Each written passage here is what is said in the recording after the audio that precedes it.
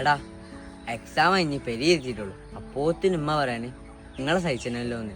Vacation ആയിട്ട് ഉമ്മക്ക് എന്താ പ്രശ്നം? പിന്നെ അല്ല നേരം പെരയിൽ മൊബൈലും കളിച്ചിരിക്കുക, പെരയത്തോർക്ക് പണി ഉണ്ടാക്കുക. പിന്നെ അമ്മ ഇങ്ങനെ പറയാതെക്കുവോ?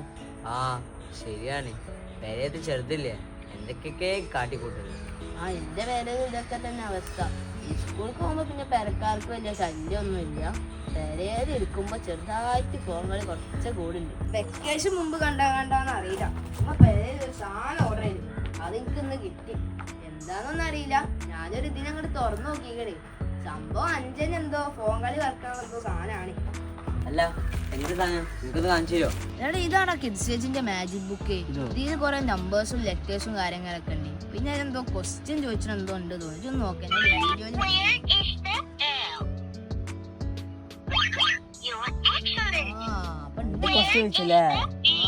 അപ്പൊ ഇതിന് ശരിയാണെങ്കിൽ ശരിത്തരാന്ന് പറയും ചെയ്യും, തെറ്റാണെങ്കിൽ തെറ്റൊന്നും പറയും. എടാ ഇത് സാധനം നയിച്ചാട്ടാ, എന്റെ പേരേക്ക് ഒന്ന് മേടിച്ചണം. ഇതാകുമ്പോ കുട്ടികൾ പഠിക്കും ചെയ്തോളും, പിന്നെ ഫോൺ അഡിക്ഷൻ കുറക്കല്ലോ, പെരക്കാരെ ആശ്വാസമാവും. അല്ല ഇതൊന്ന് മേടിച്ചെന്ന് പറഞ്ഞ് കിഡ്സേജ് ഡോട്ട് കോം അതിൽ കയറി ഓർഡർ ചെയ്താൽ മതി, സാധനം പെരേക്ക് എത്തിച്ചേരും.